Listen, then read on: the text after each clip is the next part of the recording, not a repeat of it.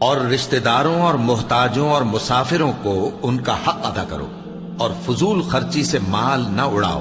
کہ فضول خرچی کرنے والے تو شیطان کے بھائی ہیں،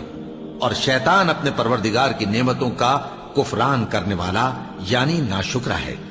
اور اگر تم اپنے پروردگار کی رحمت یعنی فراخ دستی کے انتظار میں، جس کی تمہیں امید ہو، ان مستحقین کی طرف توجہ نہ کر سکو تو ان سے نرمی سے بات کہہ دیا کرو،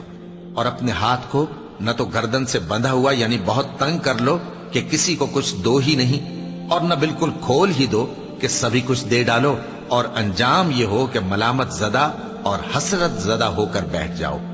بے شک تمہارا پروردگار جس کی روزی چاہتا ہے فراخ کر دیتا ہے، اور جس کی روزی چاہتا ہے تنگ کر دیتا ہے۔ وہ اپنے بندوں سے خبردار ہے اور ان کو دیکھ رہا ہے۔ اور اپنی اولاد کو مفلسی کے خوف سے قتل نہ کرنا